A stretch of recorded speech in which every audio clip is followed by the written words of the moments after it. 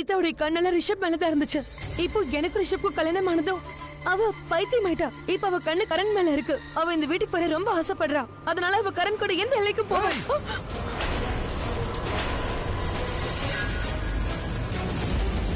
பிரீத்தாவோட பேரை சொன்னா கூட உனக்கு அவ்வளவுதான் சொல்லு. உன்னோட இந்த அசிங்கமான வாயால பிரீத்தாவோட பேரை கேட்க கூட நான் விரும்பல. இப்ப நீ தெரிஞ்சுக்கணுங்கிறதுக்காக சொல்றேன். என்கிட்ட பிரீத்தா எதுவும் சொல்லல. நீ செஞ்ச காரியமே காட்டி கொடுத்துருச்சு. நீ ஒரு ரவுடிய கூட வச்சிருக்கல ராஜ், அவன் தான் என்கிட்ட எல்லாத்தையும் சொன்ன. எல்லாத்தையும் சொல்லிட்டான். நீ யாருன்னு சொல்லிட்டான். ஆனா நீ எந்த பையனை கல்யாணம் பண்ணிக்க போறியோ அந்த பையனோட பேரை மட்டும் சொல்லல. ஏன்னா நான் கேட்கல. அது எனக்கு முக்கியம் இல்லைன்னு தோணுச்சு. யாரோட உறவு வச்சுக்க விரும்பலையோ அவ வாழ்க்கையில யார் வந்தா என்ன போனா என்ன, அதனால எனக்கு என்ன ஆக போகுது. ஆனா ஒண்ணு சொல்லுவாங்கல்ல, ஆபத்தை என்னைக்கு மூடி மறைக்க முடியாது, ஒரு நாள் கண்டிப்பா வெளியில வந்துடும். இப்ப நானே உன் வாயால பிருத்வி பேரை கேட்டுட்டேன். இல்ல மாமா, நான் பிருத்வி பேரை எப்ப சொன்னேன்?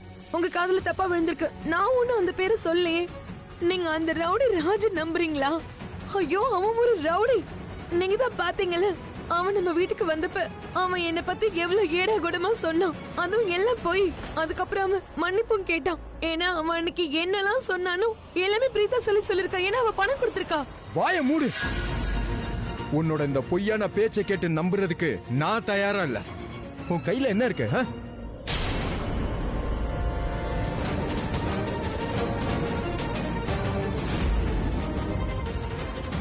Property paper sir.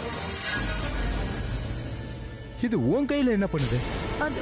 அதை விட பெரிய கேள்வி, இது உன் கைக்கு எப்படி வந்தது? அது நான் சொல்றேன். உன்னால சொல்ல முடியாது. நீ முதல்ல ரிஷப்போட அலமாரியில இருந்து ராக்கியோட அலமாரி சாவியை திருடி இருக்க. அதுக்கப்புறம் இந்த ரூமுக்கு வந்திருக்க. இங்க வந்து ப்ராப்பர்ட்டி பேப்பர்ஸை திருடி இருக்க. ஆனா இங்க வந்ததுக்கு அப்புறம் உன் கையில ராக்கியோட ஜுவல்லரி கிடைச்சிருக்க. அதானே இது? உனக்கு செம்ம அதிர்ஷ்டம் தான். ஏன்னா வீட்டுல ஆள் இல்லையே. மொத்த வீட்டையும் அழைச்சு பார்த்துலான்னு நினைச்சிருக்க. வரிசையா எல்லா பூட்டையும் திறக்க ஆரம்பிச்சிருக்க. இல்ல மாமா, நான் அத்தையோட கபோர்ட்ல ஒண்ணு வைக்கிறதுக்கு வந்தேன். அங்க ஜுவல்லரி பார்த்து சும்மா ட்ரை பண்ணி. நீ ராக்கி அலமாரியில ஏதோ வைக்க வந்தியா? நான் இன்னைக்கு வரைக்கும் அவ அலமாரியை தொட்டதே கிடையாது. நீ எப்படி தைரியமா தொட்ட? நீ நேத்து வந்தவ. இந்த வீட்டுல சாவி எங்க இருக்குன்னு கூட தெரியாது. அதனால ரிஷப் அலமாரியில முதல்ல சாவியை தேடுன. இல்ல மாமா. இல்ல மாமாவா? அப்ப சாவி தானா பறந்து உன் கைக்கு வந்ததா? இல்ல, பறந்தெல்லாம் வரல. நான் ரிஷப் அலமாரியில ஒண்ணு தேடிட்டு இருந்தேன். அப்பதான் அந்த சாவி அதான் அலமாரியில தேடிக்கிட்டு இருந்த. நீ ஏன் பொய் மேல பொய் சொல்லிக்கிட்டு இருக்க? பொய் சொல்லி களைச்சு போகல? எவ்வளவு பொய் சொல்லுவ? சடனா ஒரு ஆளு ஒரு பொய்ய மறைக்க 10 பொய் சொல்லுவான். அதை தான் நீ பண்ணிக்கிட்டு இருக்க. இங்க பார், நான் சொல்றதை கேட்டுக்கோ. நான் தமிழ்ல தான் சொல்றேன். எனக்கு உன்னை பத்தின உண்மை தெரிஞ்சு போச்சு. நல்லா புரிஞ்சுக்கோ. உன்னால என்ன இதுக்கு மேல முட்டாளாக்க முடியாது. எனக்கு இன்னொன்னு தெரியும். நீ கூட வச்சிருக்க அந்த ரவுடி ராஜ் அன்னைக்கு உன்னை பத்தின ரகசியத்தை சொன்னப்ப உன்னோட சிக்னலை பார்த்துதான் எல்லாத்தையும் மாத்தி பேசணும். மொத்த பழியவும் பிரீத்தா மேல போட்டுட்டான். ஏன்னா நீ அவனை விலைக்கு வாங்கிட்டான். இது எல்லாமே போய். கவலைப்படாத ஷெர்லின், உன்னோட பொய்க்கு இந்த முறை என்கிட்ட ஆதாரம் இருக்கு.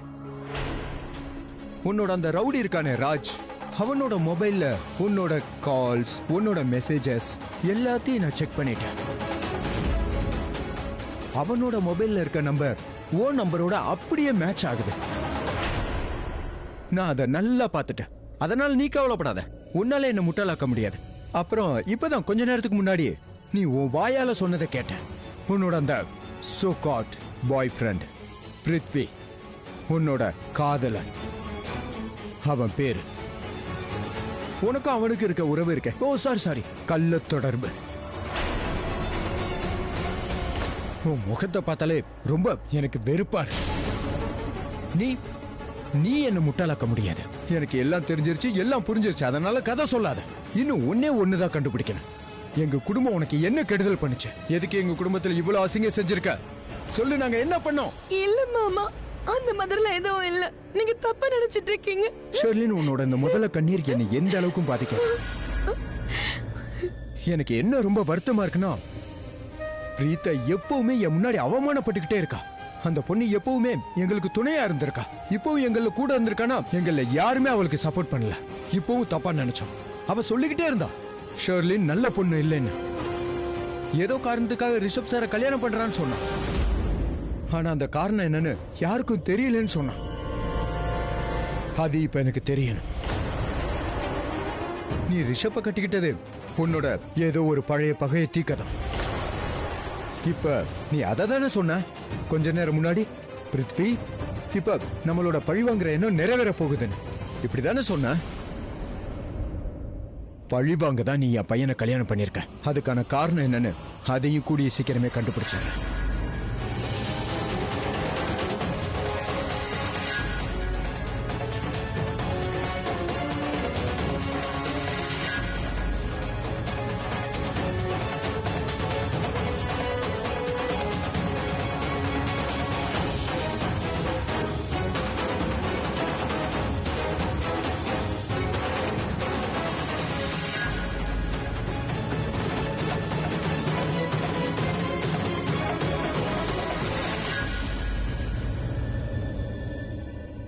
போதும், உன் நாடகம் எல்லாம் போதும்.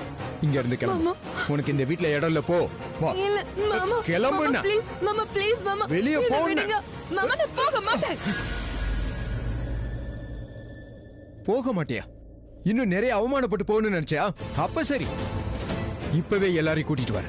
எல்லாரும் கோயிலுக்கு போயிருக்காங்க. இன்னைக்கு அவங்க எல்லாரும் உன்னோட உண்மையான முகத்தை நல்லா பார்க்கட்டும்.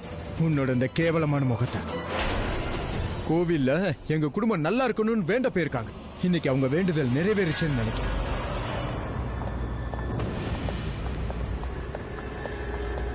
மொத்த குடும்பமும் உன்னை கழுத்தை பிடிச்சு வெளியில தள்ளிடும். இங்க பாருங்க மாமா, நான் உங்களை கையெடுத்து கும்பிட்டு கேட்டுக்கிறேன், உங்க கால்ல விழுந்து கேட்டுக்கிறேன். ப்ளீஸ் ப்ளீஸ் என்ன இப்படி பண்ணாதீங்க. நான் ரொம்ப பெரிய தப்பு பண்ணிட்டேன். நான் இனிமே பிருத்வி கிட்ட எதுவும் பேச மாட்டேன். நான் இனிமே யார்கிட்டயும் எதுவும் பேச மாட்டேன். நீங்க கிட்ட என்ன சொல்றீங்களோ நான் அதை செய்வேன். ப்ளீஸ், நான் இனிமே பிருத்வியை பார்க்கவே மாட்டேன். ப்ளீஸ் நம்புங்க. எனக்கு ஒரு நல்ல குடும்பம் கிடைச்சிருக்கு, நல்ல புருஷன் கிடைச்சிருக்காரு, நல்ல மாமியார் மாமனார் கிடைச்சிருக்காங்க. ப்ளீஸ் என் குடும்பத்தை கிட்ட இருந்து பறிக்காதீங்க ப்ளீஸ். இது ஷர்லினோட குரலாச்சே, என்ன நடக்குது? உனக்கு என்ன பைத்தியமா? உனக்கு மூளை குழம்பிருச்சா என்ன? ஒரு முறை சொன்னா உனக்கு புரியாது? உன்னோட இந்த முதல கண்ணீரை நான் கண்டிப்பா நம்பவே மாட்டேன். உனக்கும் அந்த பிருத்விக்கும் என்னோட குடும்பத்தோட என்ன பகன்னு நான் தெரிஞ்சாகணும். எதுக்கு எங்களை பழி வாங்கணும்னு நினைக்கிறீங்க? நீ என் பையன் ரிஷப்ப கல்யாணம் பண்ணிக்கிட்ட. பிரெக்னண்டா இருந்து கூட கண்டவ குழந்தைக்கு அம்மாவான பிறகும் நீ என் பையன் ரிஷப்ப கல்யாணம் பண்ணியிருக்க. நான் இந்த ரகசியத்தை கண்டுபிடிச்சே தீருவேன். இப்ப சொல்ற, இன்னைக்கு சாயங்காலத்துக்குள்ள உன்னை இந்த வீட்டை விட்டு, எங்க வாழ்க்கையை விட்டு ரொம்ப தூரத்துக்கு தூக்கி வீசிடுவேன். இல்ல மாமா, ப்ளீஸ், நான் ரொம்ப பெரிய தப்பு பண்ணிட்டு தயவு செஞ்சு என்ன மன்னிச்சிருங்க ப்ளீஸ்.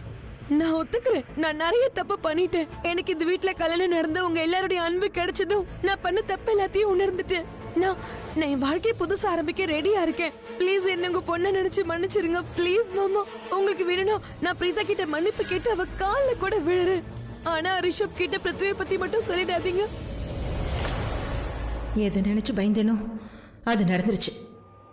இப்ப நான் ரிஷப் ஃபேமிலி விட்டு விலகி இருக்கணும். முதல்ல நான் ஒரு நல்ல லாயரை பார்க்கணும். ஏன்னா கண்டிப்பா கூடிய சீக்கிரம் என் பொண்ணுக்கு தேவைப்படும்.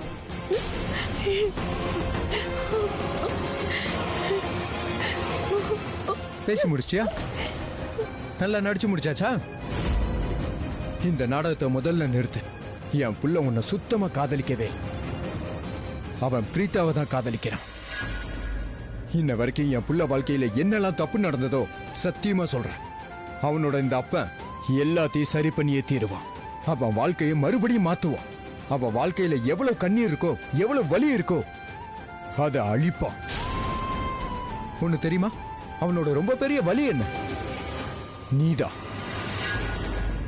நான் சத்தியமா சொல்றேன், அவனோட வலிய இன்னைக்கு சாயங்காலத்துக்குள்ள இந்த வீட்டை விட்டு வெளியே தூக்கி எறிவான். இது அப்பனா இந்த மகேஷோட சத்தியம். மாமா, மாமா,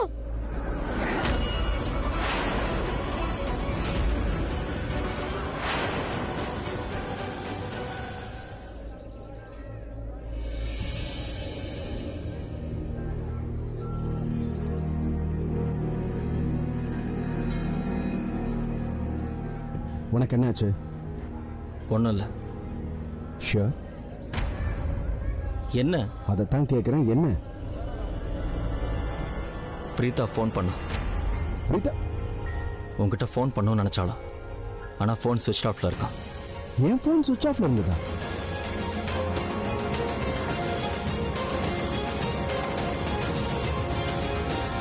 உங்க மகன் என்ன இன்னும் காணோம்? இந்த பூஜையில அவர் இங்க இருந்தே ஆகணும். நான் பல தடவை மகேஷ்க்கு கால் பண்ணேன், ஆனா அவர் ஒரு தடவை கூட ஃபோன் எடுக்கல. நான் வேணா ஒன்று பண்றேன். அம்மனுக்கு பூஜை பண்ணிட்டு இருக்கேன், அதுக்குள்ள அவர் வந்துடட்டும். நான் ஒண்ணு பண்றேன், அண்ணாக்கு மெசேஜ் பண்ணி இந்த விஷயத்த சொல்லிடுறேன்.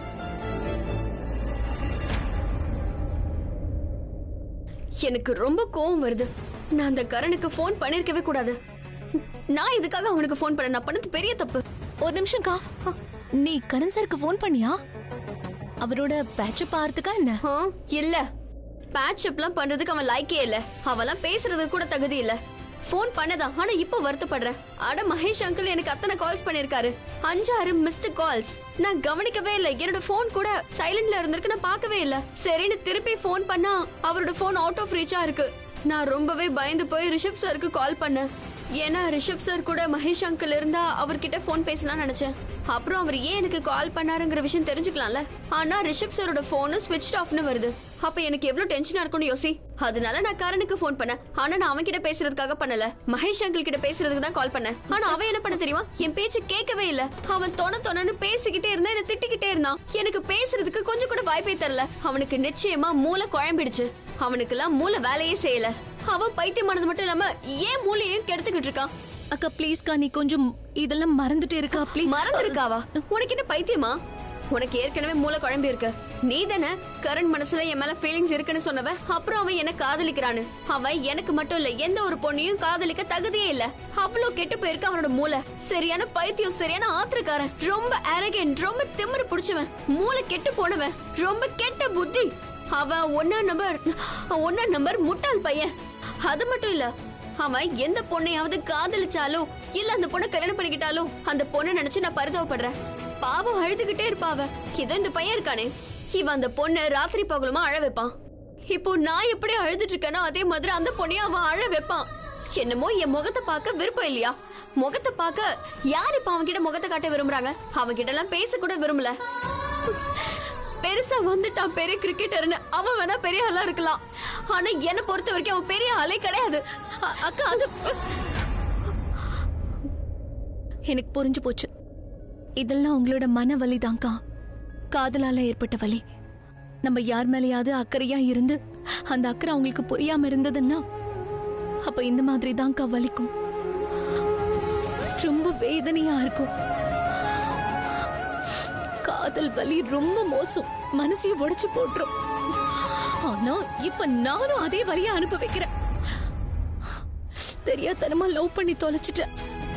இப்ப இந்த காதல் என்ன எங்க கொண்டு போய் தொலை போதோ, இல்ல இந்த காதலால நான் என்ன ஆக போறனோ ஒண்ணும் புரியல.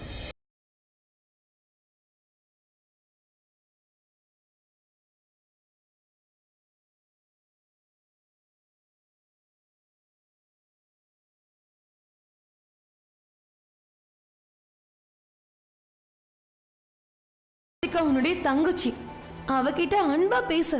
அது மட்டும் இல்ல, இவளோட ஸ்டேட் ஆஃப் மைண்ட் இப்ப சரியா இல்ல. அக்ஷய்க்கும் இவளுக்கும் நடுவில் ப்ராப்ளம்ஸ் போயிட்டு இருக்கு இல்லையா கிருத்திகா?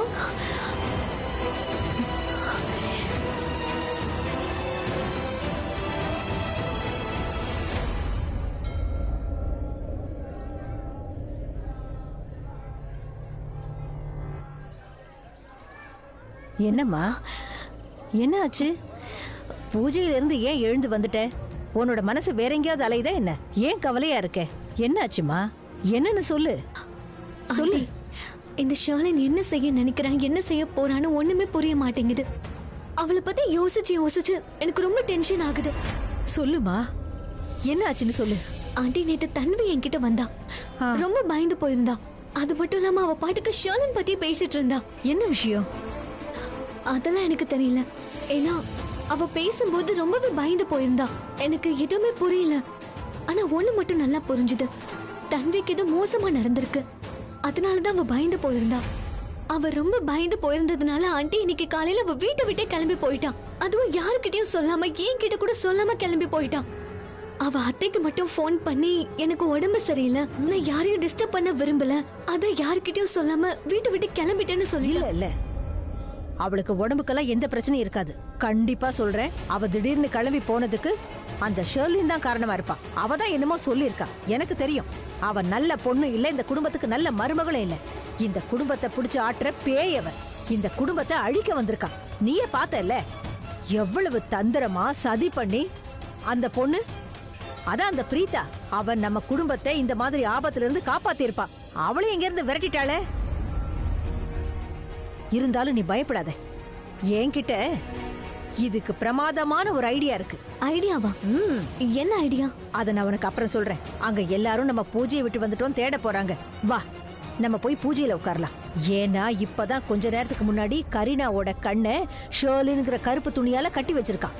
ஒருவேளை அவளுக்கு மட்டும் நம்ம ஷெர்லினை எதிர்க்கிறோம் தெரிஞ்சது, அவன் நமக்கு எதிரி ஆயிடுவா. வா வாமா, நம்ம போய் பூஜையில உட்காரலாம். மகேஷ் அங்கிள் எனக்கு அவ்வளோ ஃபோன் பண்ணிருக்காரு. நான் எப்படி மிஸ் பண்ணனே தெரியல. இப்போ ஃபோன் எடுக்க மாட்டேங்கிறாரு. என்ன விஷயமா இருக்கும்? ஐ ஹோப் வீட்ல யாருக்கும் எதுவும் ஆயிருக்க கூடாது.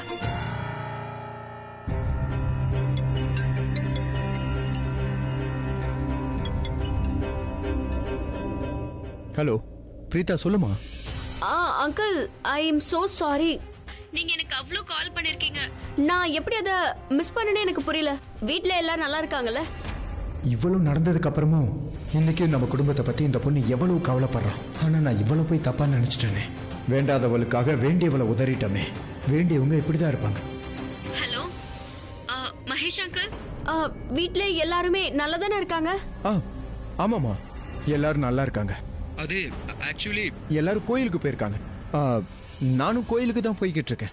ஆனா நான் கோயிலுக்கு போறதுக்கு முன்னாடி உன்னை பார்க்கணுமா, உன்கிட்ட மன்னிப்பு கேட்கணும்னு நினைக்கிறேன். என்ன அங்கிள், நீங்க என்ன பேசுறீங்க? என்னாச்சு அங்கிள்? ஏன் உங்க வாய்ஸ் டல்லா இருக்கு? ஏதோ ஒண்ணு நடந்திருக்கு. சொல்லுங்க அங்கிள், என்னாச்சு? இது வரைக்கும் எதுவும் ஆகலாமா, ஆனா இனிமே நடக்கும். என்ன நடக்கும்? அங்கிள் ப்ளீஸ், நீங்க என்கிட்ட சொல்லுங்க, என்ன விஷயம்? என்கிட்ட இதை ஷேர் பண்ணுங்க, இல்லனா எனக்கு ரொம்ப டென்ஷனா இருக்கும். சொல்லுங்க அங்கிள். இல்லம்மா, நீ டென்ஷன் ஆகாத. நீ அனுபவிச்ச டென்ஷன் எல்லாம் போதும். உன்னோட எல்லா டென்ஷனும் முடிஞ்சு போச்சு. அதோட என்னெல்லாம் நடந்ததோ அதெல்லாம் மறந்துரு. இனிமே எந்த தப்பும் நடக்காது. எல்லாம் சரியாயிடும். நான் உனக்கு துணையா இருக்கேன். எப்பவும் உனக்கு துணையா இருப்பேன். அது சரி அங்கிள், ஆனா நீங்க ஏன் இப்படி எல்லாம் பேசுறீங்க? என்ன ஆச்சு? என்ன விஷயம்னு சொல்லுங்க ப்ளீஸ். நான் உன்னை நேர்ல பார்த்து சொல்றேன், எல்லாத்தையும் சொல்றேன். பிரீதா, இங்க பாருமா, நான் உன் வீட்டுக்கு தான் வரேன் உன்னை பார்க்க. நீ எங்கேயும் போகாத, எனக்காக காத்துருமா. சரி, நான் எங்கேயும் போக மாட்டேன். நான் உங்களுக்காக வெயிட் பண்றேன். நீங்க வாங்க, சீக்கிரமாவே வாங்க. இதோ வந்துட்டேன். Okay uncle.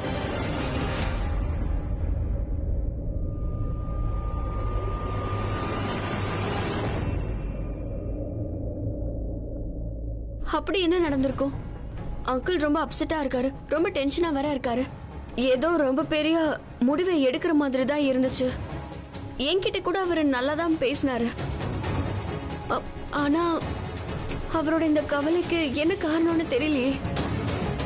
அவர் வந்த உடனே நான் கேக்குறேன், ஓ காட் ப்ளீஸ், இந்த முறை எந்த தப்பும் நடக்க கூடாது, எந்த பிரச்சனையும் ஆக கூடாது ப்ளீஸ்.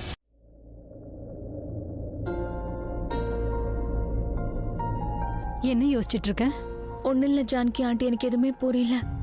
எல்லாமே ரொம்ப குழம்பி போயிருக்கு. இதெல்லாம் எப்படி சரி பண்றதுன்னு கூட எனக்கு தெரியல. எல்லா ரிலேஷன்ஷிப்பும் கண்ணா பின்ன நுழைஞ்சிருக்கு. இதெல்லாம் எப்படி படி நான் சரி பண்றதுன்னு எனக்கு எதுவுமே ஐடியா கிடைக்க மாட்டேங்குது. எனக்கு அப்படி தோணலையே.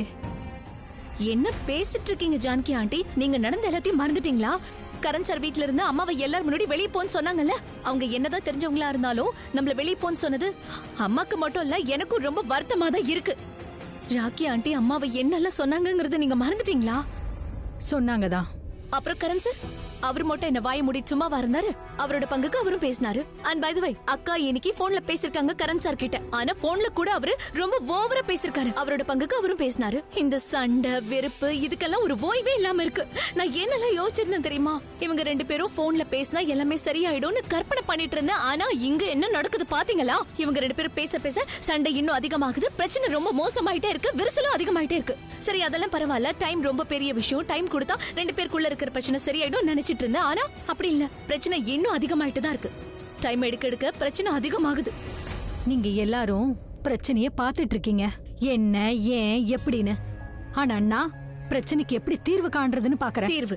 You mean solution? ஆண்டி, இதுக்கெல்லாம் எந்த சொல்யூஷனும் கிடையாது. ஏன்னா எல்லா பிரச்சனையும் முத்தி போச்சு. எனக்கு தெரியும், மன கஷ்டத்தை எப்படி போக்குறதுன்னு தெரியும். இங்க பாரு, நீ என் மேல நம்பிக்கை வை.